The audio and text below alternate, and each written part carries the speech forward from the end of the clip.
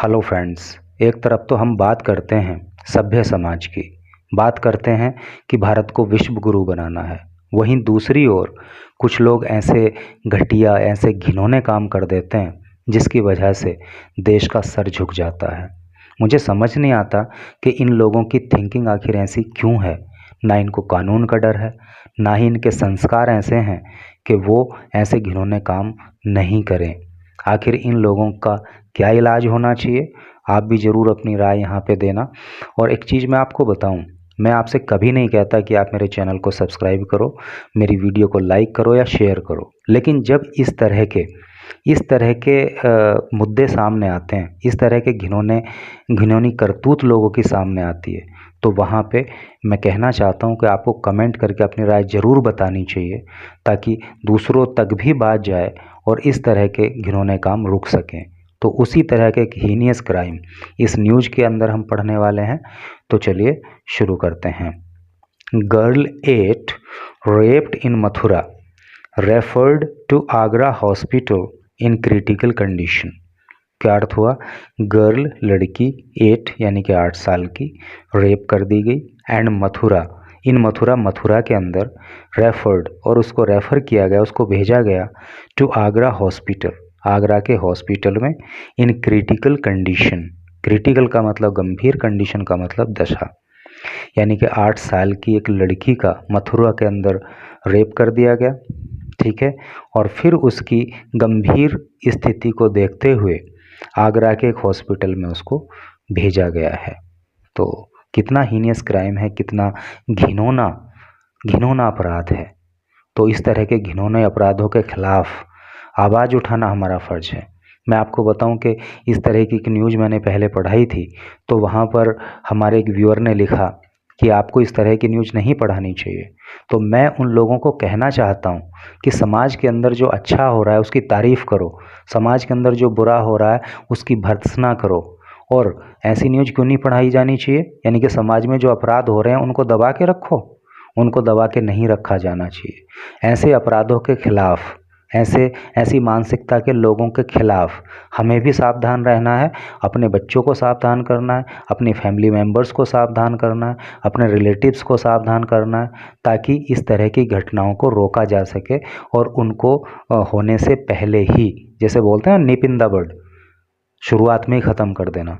यानी कि हम ऐसी परिस्थिति ही नहीं पैदा होने दें कि इस तरह की घटना को कोई अंजाम दे सके। और ये चीज़ हम कहाँ से सीखेंगे भाई?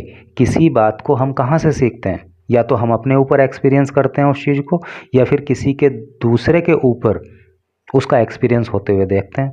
जैसे कि मान लीजिए हमें पता है कि आग से हाथ जल जाता है, तो हमें कैसे पता चला भाई? या तो हमारा खुद का हाथ जला होगा तब पता लगा, या फिर हमने किसी दूसरे से सुना होगा या देखा होगा उसको कि उसका हाथ जला, तभी तो पता लगा। तभी तो हम उस चीज़ से सचेत हुए कि भाई आग से दूर रहना चाहिए। तो जब इस तरह की घटनाओं को हम जानेंगे नहीं, इस तरह की मानसिकता के लोगों को पहचानेंगे नहीं, तो ये अपराध रुकेंगे कैसे? इसलिए न्यूज़ को पढ़ना ज़रूरी है और ऐसे लोगों के खिलाफ आवाज़ उठाना ज़रूरी है, ऐसे कृत्यों के खिलाफ आवाज़ उठाना ज़रूरी है। तो चलिए आगे बढ़ते हैं। Agra, an 8-year-old girl was allegedly raped by an unidentified man in Mathura district. An 8-year-old girl, एक 8 साल की लड़की, was allegedly raped, रेप कर दी गई, by an unidentified man. Unidentified का मतलब होता है जिसकी पहचान नहीं हो पाई, अज्ञात, एक अज्ञात व्यक्ति के द्वारा इन मथुरा डिस्ट्रिक्ट, मथुरा जिले में, यानी कि मथुरा ज़िले में एक अज्ञात व्यक्ति के द्वारा एक 8 साल की लड़की का रेप कर दिया गया। She was found in a semi conscious state at a park near her house on Monday evening. तो मंडे की इवनिंग को वो अपने घर के पास बने हुए एक पार्क में सेमी कॉन्शियस स्टेज में पाई गई। सेमी कॉन्शियस का मतलब होता है अर्ध बेहोशी की हालत, यानी कि थोड़ी बहुत होश में थी और बाकी बेहोश थी। तो अर्ध बेहोशी की हालत में वो अपने घर के पास बने हुए एक पार्क में मंडे इवनिंग को पाई गई and was rushed to the district hospital in a critical condition. और फिर उसको रश का मतलब होता है आनन फानन में ले जाना, जल्दी में ले जाना। फिर तुरंत उसको जो है क्रिटिकल कंडीशन में, यानी कि उसकी जो कंडीशन थी, उसकी जो दशा थी वो बहुत ख़राब थी, तो बहुत ख़राब कंडीशन में उसको जो है जिला अस्पताल ले जाया गया।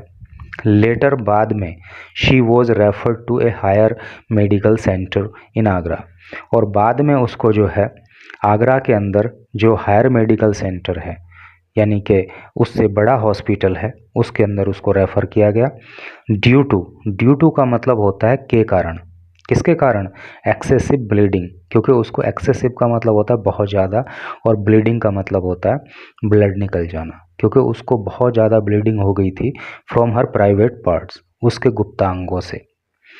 उस बच्ची के गुप्तांगों से बहुत ज़्यादा ब्लीडिंग हुई थी, इसकी वजह से उसको वहाँ पे रेफ़र किया गया। And severe abdominal pain, police ने बताया कि उसको ब्लीडिंग बहुत ज़्यादा हुई थी, और सीवियर का मतलब होता है बहुत ज़्यादा, है नहीं। एब्डोमिनल पेन था, यानी कि पेट दर्द भी उसको बहुत ज़्यादा था। तो इन सब के चलते उसको हायर सेंटर में रेफ़र किया गया। The girl told her father, लड़की ने अपने पिता को बताया that the accused lured her with A chocolate, कि जो एक्यूज्ड था, जो आरोपी है, उसने ल्यूर किया। ल्यूर का मतलब होता है बहलाना फुसलाना, कि उसने बहलाया उसको एक चॉकलेट देकर। भैया 8 साल की बच्ची को, ज्ञानी बेचारी को कितना होता है। तो आरोपी ने चॉकलेट के जरिए उसको बहलाया। And took her along with him, और अपने साथ उसको ले गया। On the basis of a complaint, on the basis का मतलब क्या हो गया? आधार पर। ऑफ ए कंप्लेंट, एक शिकायत के। फाइल्ड बाई हर फादर, जो उसके पिता ने दर्ज कराई। ए फार्मर, जो कि एक किसान है, यानी कि उस लड़की के पिता जो कि एक किसान हैं, उन्होंने एक कंप्लेन दर्ज कराई, और उसी के आधार पर एन FIR वॉज रजिस्टर्ड, एक जो FIR है, यानी कि जो फर्स्ट इन्फॉर्मेशन रिपोर्ट है, वॉज रजिस्टर्ड, उसको दर्ज किया गया है। Against an unknown person, unknown का मतलब वही जिसका पता ना हो, है नहीं। तो अज्ञात, तो एक अज्ञात व्यक्ति के ऊपर जो है FIR दर्ज की गई है अंडर IPC सेक्शंस। IPC की फुल फॉर्म होती है इंडियन पीनल कोड, जिसको हिंदी में भारतीय दंड संहिता कहते हैं। सेक्शन का मतलब होता है धाराएं। तो उस अज्ञात व्यक्ति पर कितनी 363 किडनैपिंग, यानी कि 363 जो धारा होती है वो किडनैपिंग की है। उसके जो है इस धारा में उस पर मुकदमा दर्ज हुआ है। 376 AB, जो 376 AB है, rape with a woman less than 12 years of age. और जो 376 AB है वो एक ऐसी फीमेल के साथ रेप के लिए लगता है जो 12 साल से कम एज की हो। एंड द पॉक्सो एक्ट, और पॉक्सो एक्ट में उस पर मुकदमा दर्ज हुआ है, यानी कि इन सारी धाराओं में उसके ऊपर केस दर्ज हुआ है। डिप्टी सुपरिंटेंडेंट ऑफ पुलिस, जिसको DSP बोलते हैं, तो DSP की फुल फॉर्म होती है deputy superintendent of police, Alok Singh सेठ। जो आलोक सिंह हैं वो डिप्टी सुपरिंटेंडेंट ऑफ पुलिस हैं। उन्होंने कहा medical examination of the girl, जो लड़की का मेडिकल एग्जामिनेशन है, जो मेडिकल परीक्षण है उस लड़की का हैज़ कन्फर्म, उसमें कन्फर्म हो गया है, उसमें ये सुनिश्चित हो गया है क्या? रेप। यानी कि उस लड़की का जो मेडिकल एग्जामिनेशन हुआ है उसमें उसके साथ हुए रेप की पुष्टि हुई है। 3 police teams have been constituted. 3 यानी कि 3 पुलिस की टीम जो है कॉन्स्टिट्यूट कर दी गई हैं, बना दी गई हैं। टू आइडेंटिफाई, पहचान करने के लिए, द एक्यूज्ड, आरोपी की, जो आरोपी है उसकी पहचान करने के लिए 3 पुलिस टीम बनाई गई हैं। CCTV cameras in the area are being scanned, और उस एरिया में जो CCTV कैमराज लगे हुए हैं उनको भी स्कैन किया जा रहा है, उनकी भी जांच पड़ताल की जा रही है, ताकि जो एक्यूज्ड है, जो आरोपी है, उसको ट्रेस किया जा सके। तो अब इस न्यूज़ को पढ़ने के बाद क्या आपकी आत्मा जो है आपकी आत्मा नहीं बोलती कि हाँ ऐसे ऐसे ऐसे भयानक कृत्यों के प्रति आवाज़ उठाई जानी चाहिए? भाई अगर जिंदा हैं तो जिंदा दिखाना ज़रूरी है ना। अगर आवाज़ नहीं उठाएंगे तो ये अपराध नहीं रुकने वाले हैं। तो इसलिए जो है, जो इस तरह के अपराध होते हैं तो हमें अपनी राय वहाँ पे ज़रूर देनी चाहिए और ऐसे अपराधों के खिलाफ बोलना चाहिए, क्योंकि आज किसी के साथ हुआ है, कल किसी के साथ हो सकता है, परसों किसी के साथ हो सकता है।